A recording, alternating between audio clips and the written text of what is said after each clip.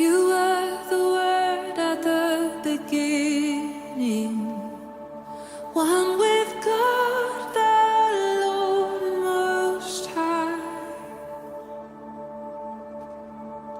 Your hidden glory in creation, now revealed in you, our Christ. What a beautiful name it is. What a beautiful name it is. You sing.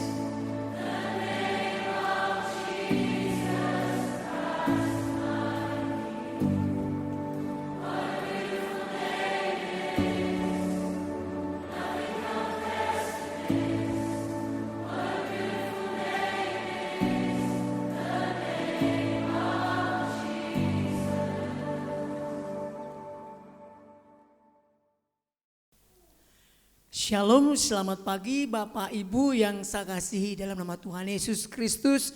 Kita bersyukur kembali pada saat pagi hari ini meskipun sementara waktu ibadah kita online, tapi tidak mengurangi semangat kita untuk memuji dan menyembah Tuhan. Kita akan mulai ibadah kita pada saat pagi hari ini, tapi sebelumnya mari kita berdoa.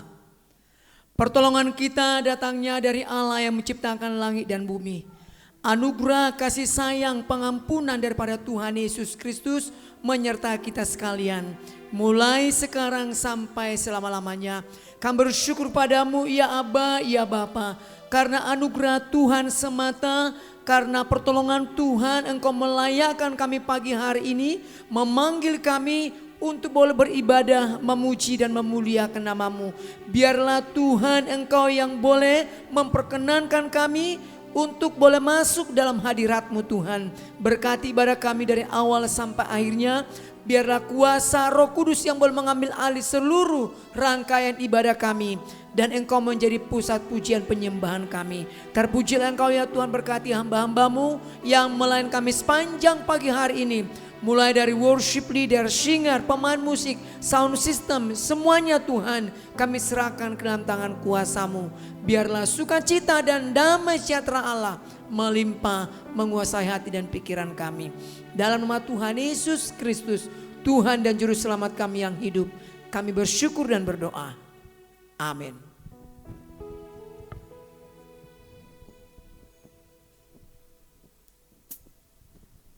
Puji Tuhan, kita mengucap syukur buat pagi hari ini, buat setiap kesempatan yang Tuhan sudah berikan kepada setiap kita, dimanapun kita berada. Saya mengajak setiap kita untuk kita membuka hati kita, pikiran kita, untuk kita memberikan yang terbaik, pujian dan penyembahan yang terbaik buat Tuhan kita Yesus Kristus.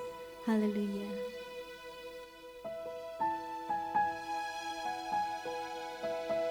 Terima kasih Tuhan. Terima kasih buat setiap kebaikan-Mu dalam kehidupan kami. Haleluya. Tiada pernah ku ragukan kasih setia-Mu ya Tuhan. Setiap waktu dalam hidupku tak pernah Kau biarkan. Meski langit tampak suram, awan gelap pun menghadap, hadapi badai, lewati gelombang, tak pernah Kau tinggalkan diri.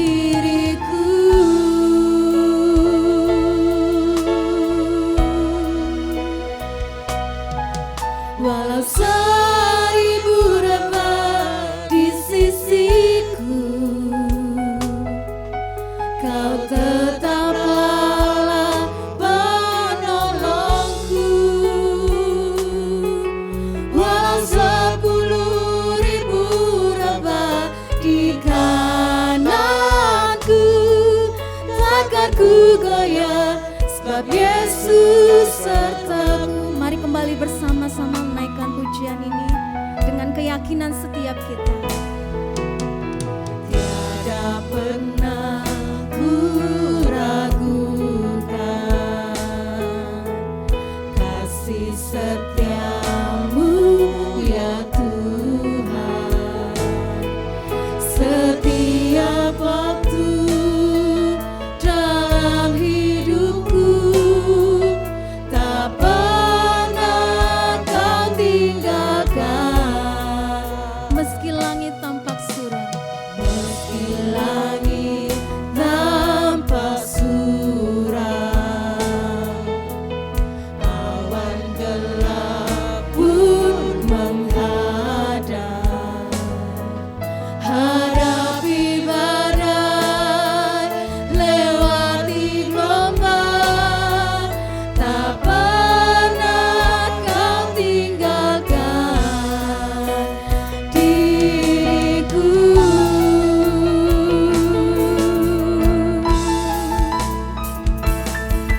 Walau seribu rebah di sisiku, kau tetaplah penolongku. Walau 10.000 rebah di kananku, takkan ku goyah, sebab Yesus sertaku. Walau 1000 rebah di sisiku, kau tetaplah penolongku.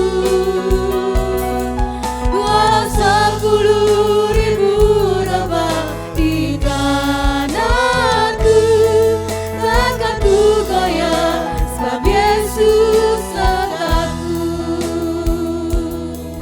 Walau 1000 rebah di sisiku,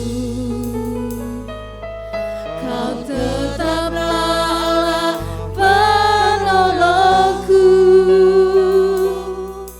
Walau 10.000 rebah di kananku, takkan ku goyah, sebab Yesus sertaku.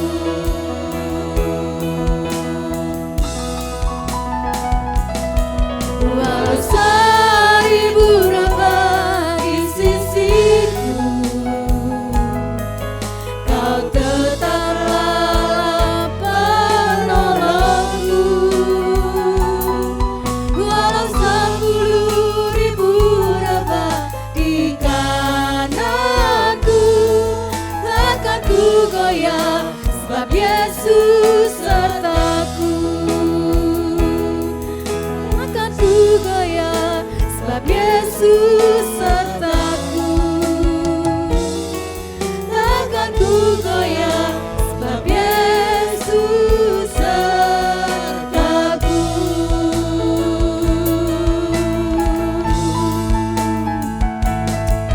Haleluya.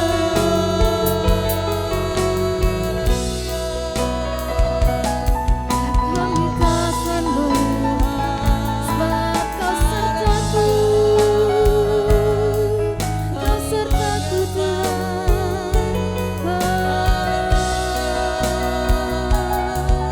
Haleluya.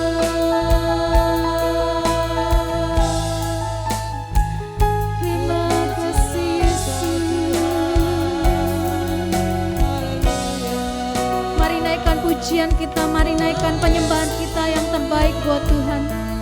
Terus sembah Dia dengan segenap hati kita, sembah Dia dengan ketulusan hati, sebab Dia yang layak. Kami sembah,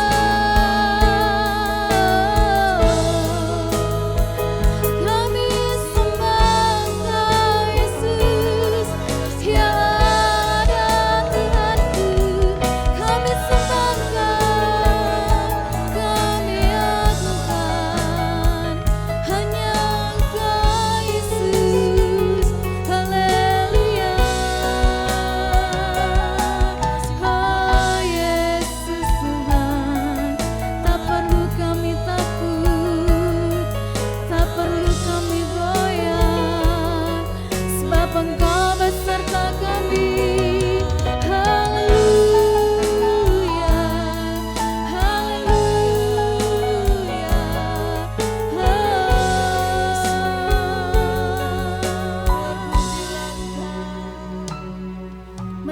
keadaan di sekeliling kami Tuhan terlihat mustahil bagi kami. Tetapi ketika kami percaya, ketika kami berpegang kepada Engkau sumber pertolongan kami, tidak ada yang perlu kami takutkan, tidak ada yang perlu kami khawatirkan, sebab Engkau beserta dengan kami Tuhan. Seperti janji-Mu, walau 1000 rebah di sisi kanan kami maupun di sisi kiri kami akan tetap berdiri teguh, sebab Engkau Tuhan penolong kami, sebab Engkau Tuhan kekuatan kami. Haleluya.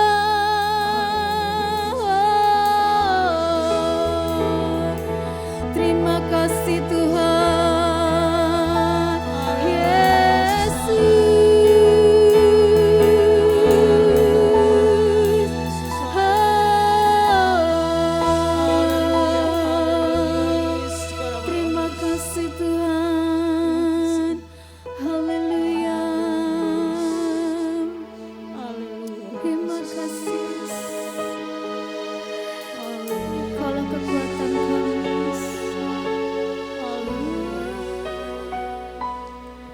Walau 1000 rebah di sisiku,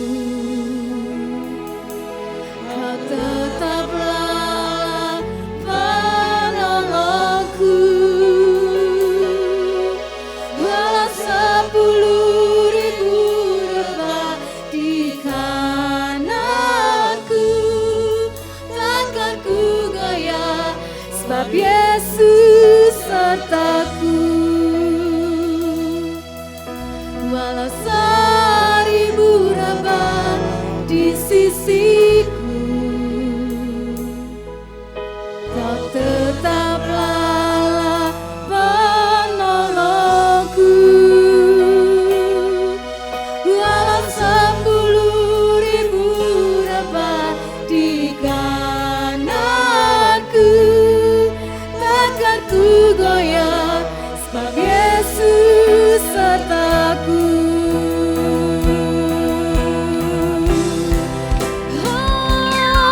Walau 1000 rebah di sisiku, Kau tetaplah penolongku. Walau 10.000 rebah di kananku, takkan ku goyah, sebab Yesus serta. Walau 1000 rebah, walau 1000 rebah di sisiku, Kau tetaplah penolongku. Walau 10.000 rebah di kananku, takkan ku goyah, sebab Yesus sertaku. Takkan ku goyah, takkan ku goyah, sebab Yesus sertaku. Takkan ku goyah, sebab Yesus sertaku.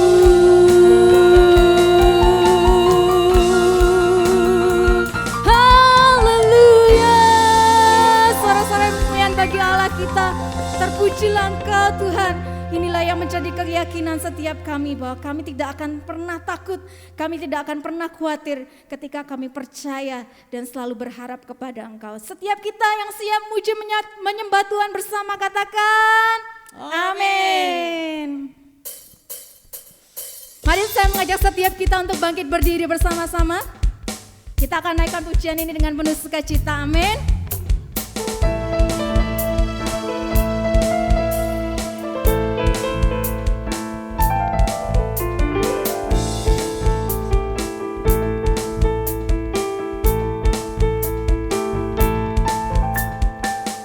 Meskipun musuh di depanku, rintangan menghadang langkahku, ku tahu sungguh Engkau bersamaku.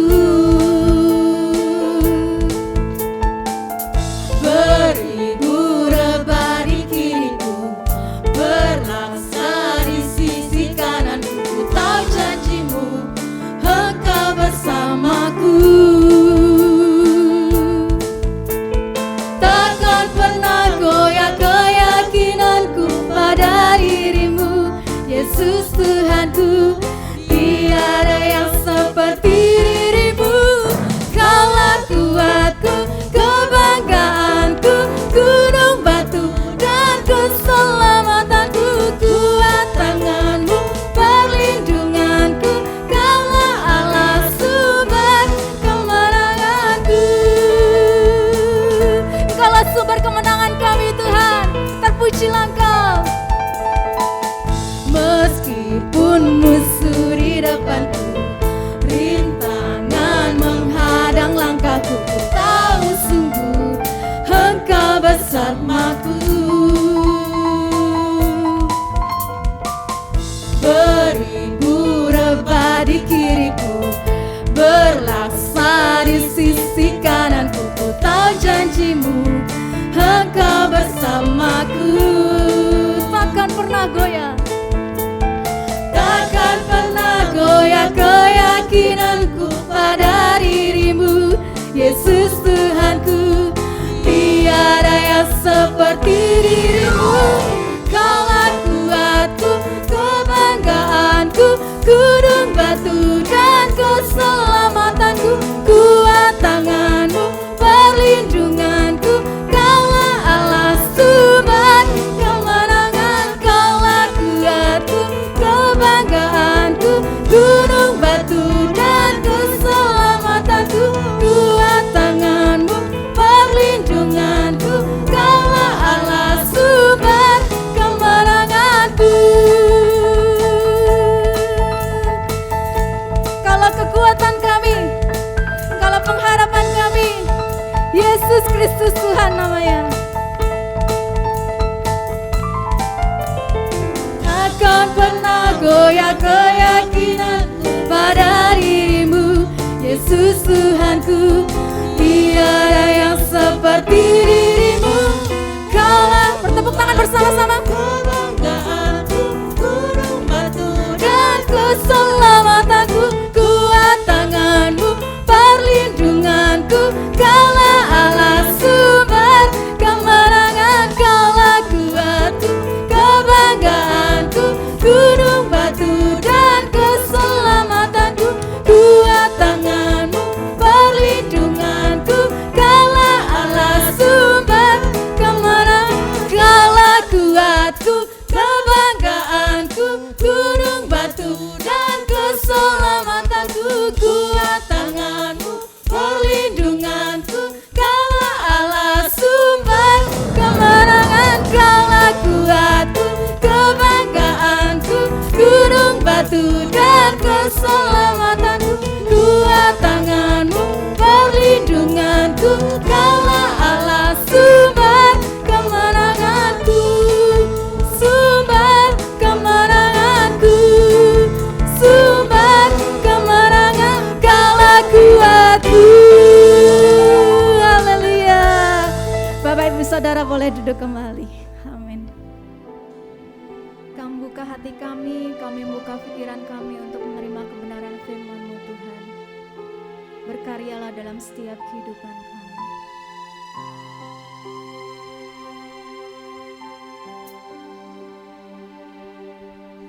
Jalan hidupku tak selalu tanpa kabut yang pekat, namun kasih-Mu nyata padaku.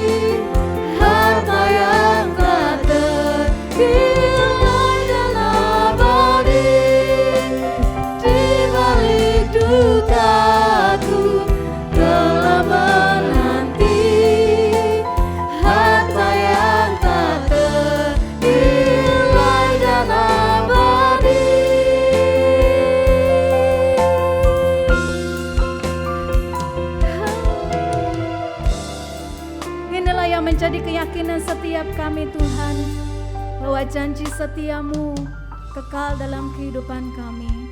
Kami buka hati kami, pikiran kami untuk menerima kebenaran firman-Mu Tuhan, sehingga firman yang akan kami dengar boleh tertanam baik dalam hati pikiran kami. Dan berkatilah hamba-Mu yang akan membawakan firman-Mu, biarlah setiap kuasa dan urapan-Mu, setiap apa yang diperkatakan, semua berasal daripada Engkau Tuhan. Sehingga setiap kami yang mendengar boleh mendapat kekuatan baru daripada Engkau, untuk terus maju, untuk terus kuat di dalam Engkau, menghadapi situasi dan keadaan dunia apapun di hadapan kami Tuhan. Bersama dengan Engkau kami bisa. Terpujilah nama-Mu Tuhan, kekal sampai selama-lamanya. Hanya di dalam satu nama Tuhan Yesus kami berdoa, haleluya, amin.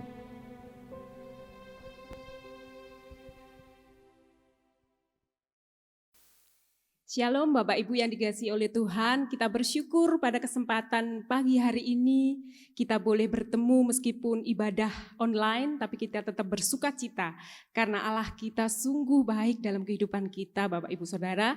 Pada kesempatan pagi hari ini kita mau merenungkan kebenaran firman Tuhan yang terambil dari kitab Perjanjian Baru yaitu Kolose 4 ayat yang ke-6. Ya.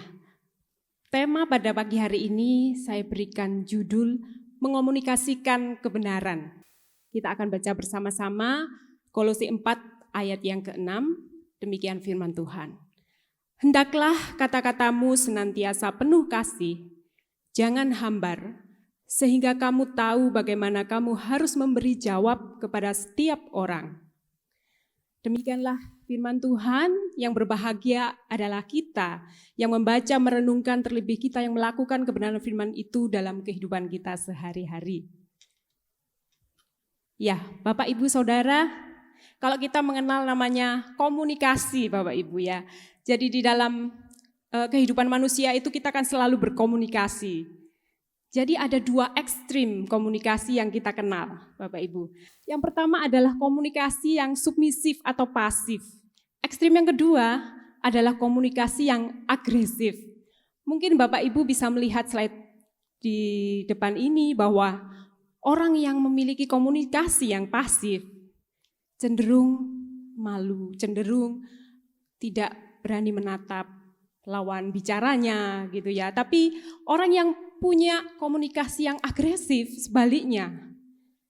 Pernah enggak Bapak Ibu ketika berkomunikasi terus ada orang sukanya menyerang gitu ya, menyerang orang lain. Apalagi ketika Bapak Ibu berbicara satu kata saja, tapi respon dari orang lawan bicara tersebut langsung menyerang. Nah, komunikasi seperti ini dikatakan sebagai komunikasi agresif. Nah, pada kesempatan pagi hari ini Bapak Ibu, kita akan bersama-sama belajar kebenaran firman Tuhan, yaitu komunikasi yang tepat, yaitu komunikasi yang namanya asertif Bapak Ibu. Mungkin memang asertif ini adalah sebuah istilah psikologi ya, yang memang tidak dicantumkan secara nyata di dalam Alkitab.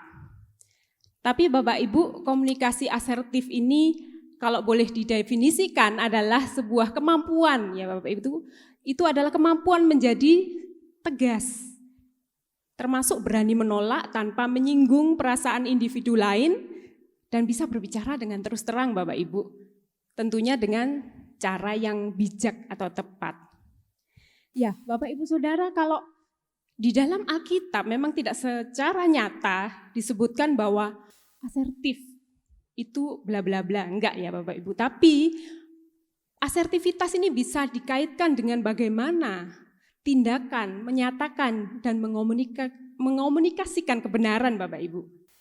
Ya, kalau di dalam Alkitab Perjanjian Lama sendiri, di sana dikatakan ada kata aslinya dalam bahasa Ibrani adalah kata yakah. Di sini artinya Bapak Ibu, yakah ini adalah menegur, menyatakan yang benar, bahkan mengoreksi gitu ya. Kata yakah ini dipakai 59 kali dalam Perjanjian Lama Bapak Ibu ya. Ini termasuk ketika teguran Nabi Nathan terhadap Daud. Banyak sekali kata yang dipakai di sana, yakah. Kalau dari perjanjian baru, kata asertif ini bisa dikaitkan dengan satu kata yaitu parhesia. Parhesia ini juga dipakai 31 kali dalam perjanjian baru Bapak Ibu. Nah kalau kita ingat banyak sekali dalam baik itu Injil maupun kitab-kitab yang ditulis oleh Rasul Paulus, di sana dikatakan bahwa ada banyak teguran-teguran ya dari Rasul Paulus. Kalau kita juga ingat di kitab Injil ada Yohanes Pembaptis yang pernah menegur Raja Herodes ya. Ada banyak kata ini, parhesia ini dipakai untuk mengomunikasikan satu kebenaran Bapak Ibu. Ya, kita perlu tahu dulu nih, sebetulnya parhesia atau yakah ini itu sangat betul-betul terus dipakai untuk mengomunikasikan kebenaran. Tapi kita mau tahu sebelum manusia jatuh di dalam dosa, sebenarnya yang namanya komunikasi Allah dengan manusia, bahkan manusia dengan sesamanya itu sangat baik, ya. Jadi manusia diciptakan dengan kemampuan mengomunikasikan kebenaran Bapak Ibu, dan Alkitab menjelaskan bahwa pada mulanya hubungan dan komunikasi Allah dengan manusia itu sangat terbuka dan harmonis Bapak Ibu. Jadi begitu dalam kitab Kejadian kita tahu bahwa ketika Allah memberikan perintah kepada manusia, bahkan ketika Allah juga menciptakan Hawa ya, sampai Adam pun mengatakan inilah tulang dari tulangku. Jadi manusia itu memiliki sebuah komunikasi yang sangat harmonis dengan Allah dan juga dengan sesamanya manusia. Tapi ketika dosa itu, ketika manusia jatuh ke dalam dosa, semuanya itu sudah menjadi rusak total Bapak Ibu. Jadi ketika manusia jatuh ke dalam dosa, komunikasi manusia pun akhirnya berubah menjadi yang namanya, kalau tadi dikategorikan istilah psikologinya adalah submisif, pasif. Kita bisa lihat bahwa ketika Adam dan Hawa jatuh dalam dosa, ada satu perasaan takut, ada perasaan malu, ada ketidakberanian mengatakan kebenaran berkaitan dengan dosa dan pelanggaran yang telah mereka perbuat. Nah, jatuh di ekstrim yang pertama. Tapi juga bukan itu saja, kita tahu Kain dan Habel ya. Jadi selain komunikasi manusia itu rusak, menjadi submisif, tapi dia juga menjadi agresif. Seperti Kain dan Habel, di mana Kain, Bapak Ibu Saudara lihat sendiri, begitu dia melakukan segala kejahatan ya, kekasaran dan sebagainya, karena dosa juga memunculkan bentuk komunikasi yang bisa menyalahkan orang lain. Juga komunikasi ini sudah tidak baik, harmonis lagi karena manusia sudah jatuh dalam dosa Bapak Ibu. Tapi puji nama Tuhan, anugerah Tuhan karena kasih-Nya yang besar. Allah Bapa mengasihi kita, mengasihi umat manusia sehingga Dia berinisiatif untuk memulihkan relasi kita dengan Allah. Itu semua karena kasih-Nya Bapak Ibu ya. Jadi Dialah yang memilih kita, memilih manusia untuk diselamatkan dari hukuman dosa. Nah ini kaitannya apa Bapak Ibu? Ketika kita yang seharusnya mati karena dosa kita, yang sudah rusak total, upah dosa adalah maut, kematian. Tapi ketika Allah berinisiatif bahkan mengasihi dunia, mengasihi saya dan juga Bapak Ibu Saudara, maka Allah menunjukkan kasih itu untuk memulihkan hubungan Dia dengan kita, ya. Dan ketika manusia itu telah dipilih oleh Allah, Bapak Ibu, kita dipanggil untuk menyatakan, mengomunikasikan kebenaran. Kita bisa lihat di kitab Mazmur pasal 15. Nah, Bapak Ibu, ketika kita sudah ditebus oleh darah-Nya, kita sudah diselamatkan oleh Tuhan Yesus Kristus yang sudah rela mati dan bangkit ya dari kematian itu untuk menebus dosa kita. Tuhan memulihkan relasi kita, bukan hanya relasi kita tapi komunikasi kita terhubung kembali dengan Allah ya. Tapi dampak dari kejatuhan manusia dalam dosa itu, ya, itu terus-menerus. Ya, sekalipun ketika kita, kalau 2 minggu yang lalu kita belajar firman Tuhan tentang kelahiran baru, ya, kita dilahirbarukan oleh Roh Kudus. Otomatis ketika kita lahir baru, ya, otomatis kita ini hidupnya harus berubah. Tapi proses Bapak Ibu ya, ketika Roh Kudus melahirbarukan kita, itu terjadi memang singkat. Tapi ketika proses dalam pengudusan ya, untuk terus belajar untuk menyatakan, mengkomunikasikan kebenaran, itu adalah sebuah proses. Ya, kalau kita ingat Rasul Petrus pun ya, kalau kita ingat perjalanan Petrus ketika dia mengikut Yesus, sebelum Yesus naik ke surga, pasti Bapak Ibu ingat ketika Tuhan Yesus menanyakan ada 3 kali ya, Petrus, apakah engkau sungguh-sungguh mengasihi aku? Kalau kita lihat kegagalan-kegagalan Petrus sebelumnya ya, ketika dia menyangkal Yesus, kita lihat memang dia sungguh berani, tapi ketika diperhadapkan sungguh-sungguh ya, dia bisa menyangkal Yesus. Dan menurut saya juga titik lahir barunya Petrus ini adalah ketika Tuhan Yesus menanyakan, apakah engkau sungguh mengasihi aku, sampai 3 kali itu. Itu adalah titik awal begitu radikal ya, Petrus berubah. Bahkan kita bisa merenungkan, bahkan membacanya di kitab Kisah Para Rasul itu, Bapak Ibu Saudara, bahwa pelayanan Petrus itu begitu radikal ketika dia benar-benar sudah dipenuhi oleh Roh Kudus ya, dan dia begitu radikal melayani Tuhan. Tapi pertanyaannya, apakah setelah radikal itu kemudian Petrus tidak pernah gagal? Ya, kita bisa lihat ketika Paulus juga pernah menegur Petrus. Ya, Petrus pernah ditegur oleh Paulus ketika dia makan sehidangan ya dengan, kalau kita baca di Kisah Para Rasul itu kan makan sehidangan dengan orang yang tidak bersunat, orang non-Yahudi ya. Tapi ketika dari golongan Yakobus datang, langsung dia mengundurkan diri. Dalam arti apa Bapak Ibu? Artinya Petrus pun bisa juga dalam prosesnya bisa juga jatuh. Dalam arti dia kalau disebutnya kemunafikan gitu ya. Tapi saya tidak terus membicarakan ini, tapi titik poinnya adalah Paulus berani menegur, menyatakan kebenaran kepada Rasul Petrus. Itu titik poinnya ya. Jadi kita pun sebagai anak Tuhan, ketika kita sudah dipilih, kita sudah diselamatkan, Allah mengaruniakan iman kepada orang percaya di dalam Kristus Yesus, sehingga relasi Allah dengan manusia bisa terhubung kembali. Ya. Jadi Bapak Ibu, sebetulnya juga di luar Kristus itu tidak ada kemampuan manusia yang dapat mengomunikasikan kebenaran yang sejati di luar Kristus. Jadi kita yang ada di dalam Kristus, itulah kemampuan itu diberikan bagi kita. Ya, ada prinsip-prinsip Bapak Ibu Saudara yang kekasih di dalam mengomunikasikan kebenaran tentunya ya.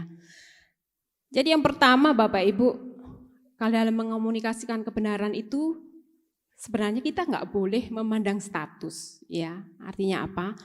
Jadi kita nggak boleh melihat, misalkan ada saudara kita yang melakukan sesuatu yang tidak berkenan di hadapan Tuhan, terus dia mungkin pendidikannya lebih tinggi, atau mungkin status sosialnya lebih tinggi, atau jabatannya lebih tinggi, terus kemudian kita tahu bahwa itu sebetulnya tidak benar.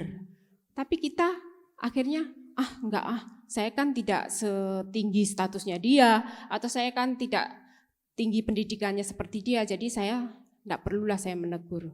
Tidak seperti itu Bapak Ibu. Jadi prinsip yang pertama dalam menyatakan atau mengomunikasikan kebenaran adalah tidak memandang status Bapak Ibu ya. Kita bisa lihat yang saya contohkan tadi dari Kisah Para Rasul 15 ayat 35 sampai 41.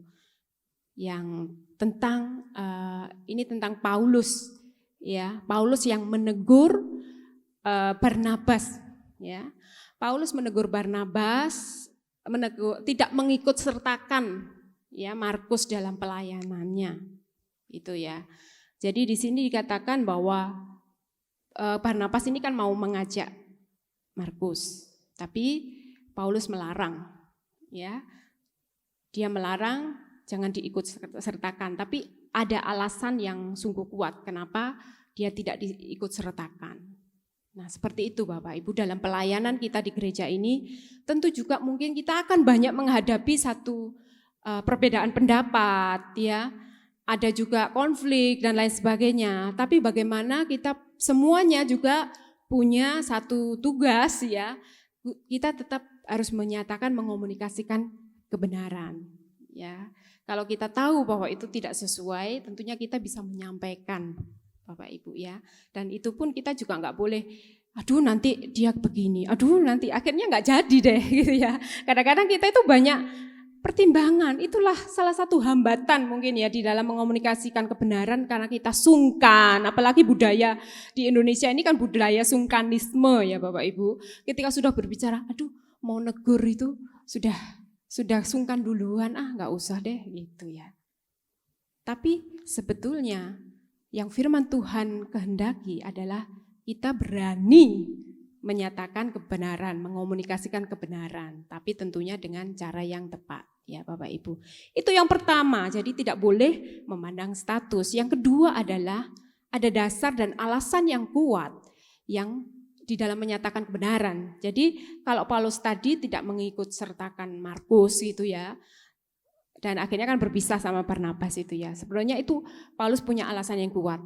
Di ayat-ayat sebelumnya dikatakan bahwa memang Markus ini tidak tahan banting gitu ya. Dalam arti dia itu belum bisa sengsara gitu. Maksudnya dalam melayani Tuhan kan kadang kalanya kita ini benar-benar tidak enak terus gitu ya. Ada kalanya penderitaan. Nah, Markus ini tidak tahan, belum tahan dalam penderitaan. Oleh karena itu, dalam mengomunikasikan kebenaran, kita harus punya dasar dan alasan yang kuat.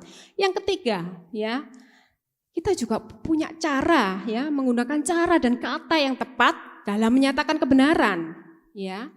Artinya apa, Bapak Ibu? Ya, kita tetap tegas, ya, tegas tapi tidak kasar dan tidak arogan. Nah, tegas, kalau zaman sekarang, istilah zaman sekarang sih tegas tapi lembut gitu ya. Artinya pesannya tersampaikan tapi dengan cara yang tepat gitu. Dan yang keempat, yang paling penting dari semuanya itu, hati kita ini Tuhan yang tahu ya. Hati kita tulus, terus hati kita murni di hadapan Tuhan di dalam menyatakan kebenaran. Itu ada dalam 1 Timotius 5 ayat 2 Bapak Ibu ya. Nah, kalau kita tadi sudah baca Kolose 4 ayat 6 yang mengatakan hendaklah kata-katamu senantiasa penuh kasih, jangan hambar, sehingga kamu tahu bagaimana kamu harus memberi jawab kepada setiap orang. Di sini dikatakan ada kata-kata jangan hambar ya, tidak hambar. Ini sebetulnya dipakai dari kata halas ya Bapak Ibu yang artinya garam. Nah, kalau berbicara masalah garam, tentu saja Bapak Ibu sudah tahu tuh garam itu fungsinya apa. Ya, pasti memberikan rasa, mengawetkan makanan ya. Makanya Tuhan sendiri juga bilang, jadilah kamu garam dan terang dunia. Dan kata yang dipakai dalam Kolose 4 ayat yang ke-6 itu tidak hambar ini, halas ini artinya garam. Jadi ketika garam ini sudah hambar Bapak Ibu, tidak ada pengaruhnya, enggak ada gunanya ya. Grohman seorang penafsir menjelaskan maksudnya ya, garam ini juga menyuburkan tanah, maksudnya memberikan pengaruh kepada manusia. Ya, pengaruh yang dibutuhkan untuk manusia itu beribadah datang kepada Tuhan, kepada Allah. Ya. Jadi dari semuanya itu Bapak Ibu, terus lalu bagaimana ya caranya? Ya kalau tadi prinsipnya, caranya kita ini bisa mengomunikasikan kebenaran Bapak Ibu ya. Jadi caranya yang pertama tentu saja ya, kalau di pertama tadi ada gambarnya love gitu ya. Otomatis kita itu melakukan semuanya itu caranya ya kita harus dengan penuh kasih ya. Yang tadi tidak hambar tadi.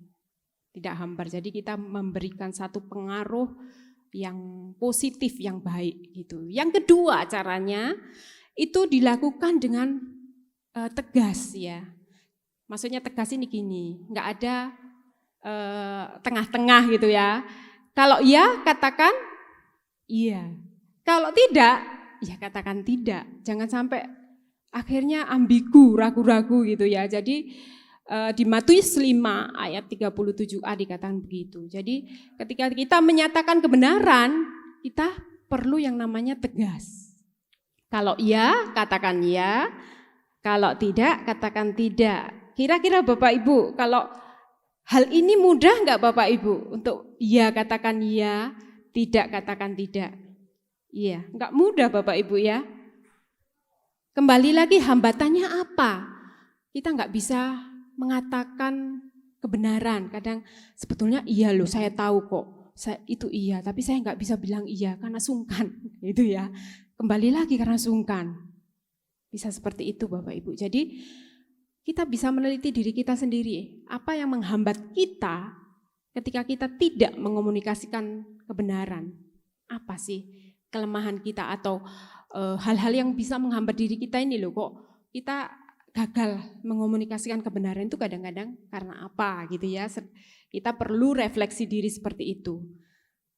Jadi tegas di sini tidak abu-abu ya. Kalau iya ya iya, kalau enggak ya enggak. Jangan kebalik, tidak dibilang iya, iya dibilang tidak gitu ya Bapak Ibu ya. Ya. Yang ketiga caranya adalah mengomunikasikan dengan memakai perkataan yang tepat, dengan lemah lembut dan bijak. Silahkan nanti Bapak Ibu baca di kitab Amsal 15 ayat yang pertama dan kedua ya. Kalau perkataan kita menegur ya, terus kita kasar, agresif ya, kata psikologisnya agresif. Mungkin benar maksud kita, dia itu salah, tapi kita cenderung menghakimi gitu ya. Maksudnya tidak mengatakan dengan asertif. Contoh ini Bapak Ibu ya, mungkin Bapak Ibu bingung cara membedakan antara gimana sih asertif dengan agresif. Misalkan gini Bapak Ibu. Kita tahu bahwa mungkin teman kita gitu ya salah gitu. Nah, kita itu bermaksud untuk menegur dia. Nah, kalau agresif, orang yang agresif menegurnya itu dia langsung, kamu itu jangan bohongi saya, jangan bohongi orang-orang dan sebagainya. Maksudnya langsung menunjuk, langsung menyerang ya. Misalkan ini teman ini berbohong itu ya contohnya. Kalau agresif itu seperti itu. Jadi langsung menyerang dengan kata-kata penghakiman. Tapi kalau asertif, teguran itu tetap disampaikan. Tapi dengan satu cara yang bijak gitu ya. Misalkan tadi kan temannya bohong gitu ya. Panggil, enggak perlu kan kita menegur di depan orang banyak, itu kan bisa mempermalukan dia gitu ya. Tapi panggil misalkan ya 2 orang face to face terus bilang, saya kok melihat ya ini enggak klop ya. Misalkan bohong itu kan kita menemukan realita bahwa apa yang dikatakannya itu tidak sesuai misalkan. Nah kita mulai dari kitanya, saya kok punya apa ya ini punya satu bukti nih kok begini ya, tapi kamu kok ngomongnya begini gitu ya, apakah benar gitu. Jadi ada satu teknik atau cara dalam menyampaikan sehingga orang yang kita tegur pun belum, kalau caranya agresif mungkin akan lebih dia akhirnya marah, malah menambah dia akhirnya tidak bertobat gitu ya. Tapi ketika kita menegur dengan cara yang tepat, orang tersebut akan lebih mudah untuk menerima teguran tersebut. Gitu ya Bapak Ibu, itu contoh kecilnya saja dan banyak lagi yang lain. Nah itu, jadi pakailah perkataan yang tepat, lemah lembut dan bijaksana. Apalagi kita belum terlalu kenal orangnya ya. Mungkin kalau kita udah kenal, udah biasa blas gitu ya, itu lain cerita. Tapi kalau orang kita juga belum terlalu kenal, kita perlu pendekatan yang lebih halus ya gitu. Nah kemudian juga caranya adalah memberikan nasihat atau teguran yang berdampak bagi pertumbuhan. Ketika kita mengomunikasikan kebenaran kan kita ingin, rindu orang tersebut juga bertumbuh secara rohani. Artinya apa? Ingat bahwa ketika kita mengomunikasikan kebenaran atau misalkan ketika kita menelanjangi dosa seseorang, itu tujuannya adalah untuk pertumbuhan orang tersebut menjadi lebih baik lagi. Ya memang menyakitkan, namanya ditegur kita sendiri kalau ditegur pasti nggak langsung bisa terima, benar ya Bapak Ibu ya. Tapi setelah beberapa hari kemudian, biasanya kita mulai merenungkan kata-kata yang dikatakan oleh teman si A tadi ya. Oh iya benar juga ya. Nah, tapi Bapak Ibu kalau sudah menegur dengan cara yang kasar, dengan cara yang arogan, nggak kepikir lagi tuh. Taunya jadi sakit hati gitu ya Bapak Ibu. Nah, seperti itulah. Kalau di dunia sekuler saja Bapak Ibu, asertivitas ini dibuat di dalam pelatihan berseri Bapak Ibu ya. Itu dunia sekuler Bapak Ibu ya. Ya, dunia sekuler dalam arti yang tidak mengenal Tuhan Yesus saja. Ada yang namanya pelatihan asertivitas dalam arti memang asertif ini adalah komunikasi yang tepat gitu ya, mengkomunikasikan dengan tepat. Nah kita ini loh yang sudah ditebus oleh Tuhan ya, kita sudah menjadi anak-anak Allah. Seharusnya kita justru memperhatikan bagaimana cara kita berkomunikasi. Apalagi kita tahu ya kita sudah dimenangkan oleh Tuhan, kita sudah dilahir barukan. Otomatis cara berkomunikasi kita pun harusnya juga benar-benar sesuai dengan kehendak Tuhan gitu ya. Berarti nggak boleh marah, boleh, kita marah boleh. Tapi ekspresi kemarahan ya itu akan berbeda. Orang yang agresif, marah bisa ya intinya merusak gitu ya. Tapi kalau orang yang asertif, marah bisa mengomunikasikan kemarahan itu dengan tepat, dengan cara yang tepat. Jadi itulah Bapak Ibu yang kita mau belajar bersama-sama. Saya pun juga masih belajar sama-sama, kita terus berproses. Kalau kita baca di kitab Perjanjian Lama maupun Perjanjian Baru, itu juga kita tahu bahkan kalau kita lihat Nabi ya, Nabi Abraham, Bapak Abraham gitu ya, ketika dia diperhadapkan situasi sampai dia juga enggak berani gitu ya mengutarakan bahwa Sarah itu istrinya, banyaklah. Di contoh-contoh yang nyata dalam kitab pun ada kegagalan-kegagalan, baik itu murid Yesus ya maupun itu nabi gitu ya. Ada kegagalan-kegagalan, tapi semuanya kita mau berproses, kita mau belajar ya. Kita pun, saya pun juga terus belajar. Enggak selalu dalam dalam perjalanan hidup saya pun enggak selalu yang namanya saya ini asertif terus gitu ya, stabil, enggak Bapak Ibu ya. Kadang ketika sudah banyak tumpukan masalah, kita cenderung terus enggak mau lagi bersikap yang ini langsung agresif misalkan, atau submisif, pasif gitu, biar aja. Pasif, orang yang pasif itu kebalikan Bapak Ibu. Jadi dia ketika dia diem, itu diem sebetulnya diam-diam, tapi sebetulnya dia juga sakit hati gitu. Tapi tidak berani mengungkapkan, tapi juga jadi sebetulnya sarang penyakit bagi jiwanya juga gitu ya. Jadi tetap panggilan kita sebagai orang percaya, orang yang sudah ditebus oleh Allah adalah mengomunikasikan kebenaran dimanapun kita berada Bapak Ibu ya. Ya, kita mau belajar, berefleksi, Jadi Bapak Ibu masing-masing ya, kita melihat diri kita apakah yang menjadikan hambatan kita untuk kita bisa mengomunikasikan kebenaran.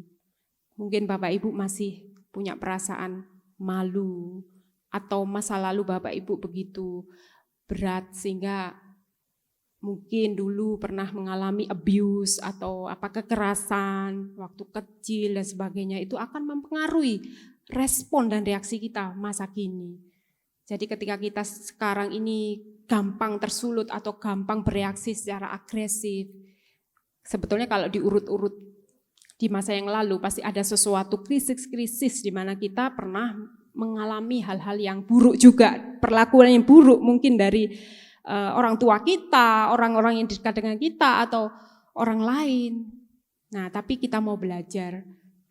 Ya memang kita harus mengampuni masa lalu dulu ya, berdamai dengan diri kita, berdamai dengan masa lalu kita, baru kita bisa benar-benar belajar untuk bersikap asertif atau mengomunikasikan kebenaran itu dimanapun kita berada, karena itu adalah panggilan setiap orang percaya.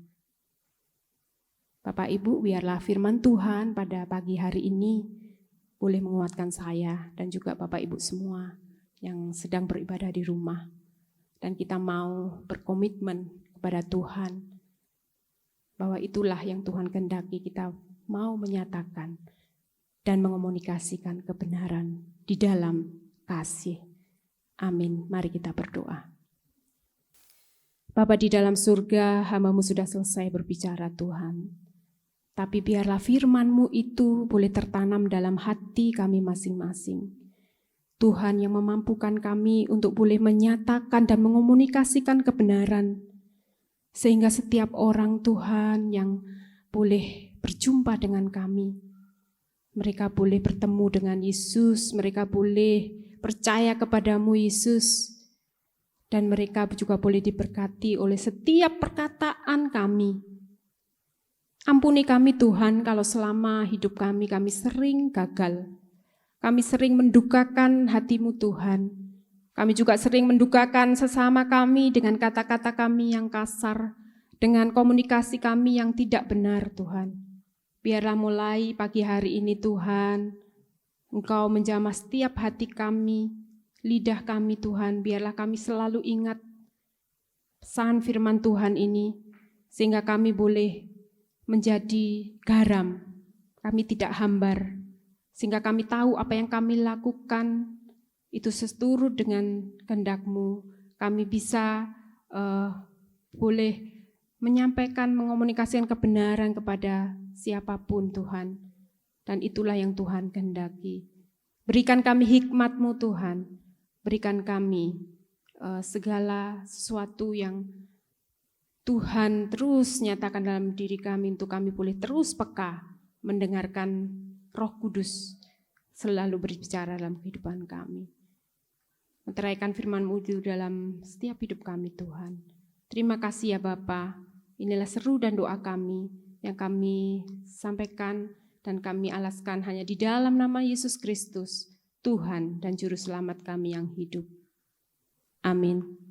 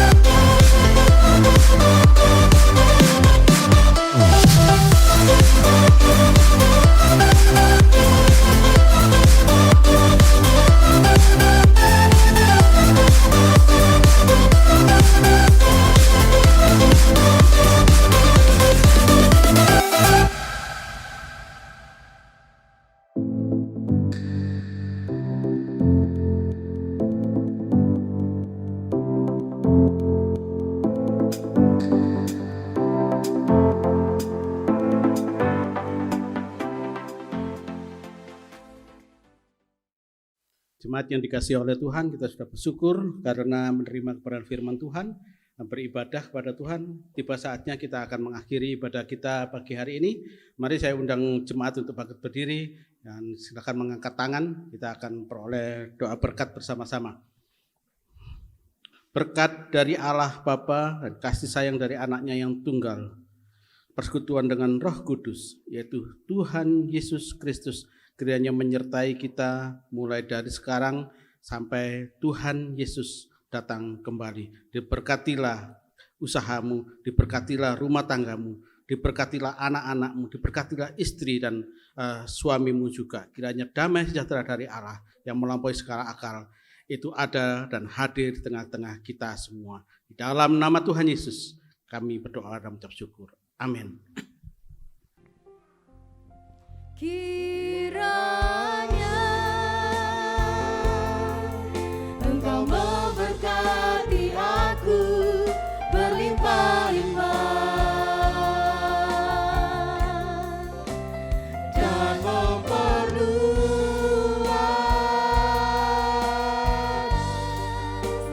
daerahku.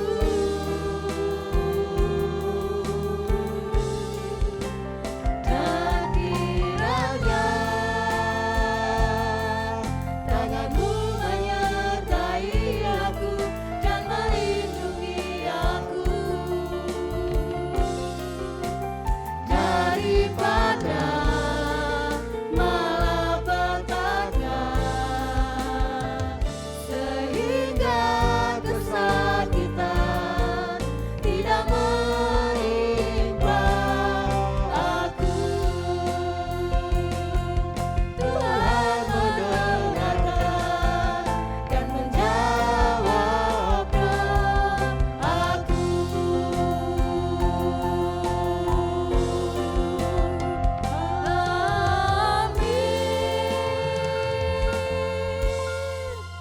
Selamat hari Minggu, Bapak Ibu Saudara. Tuhan Yesus memberkati kita semua.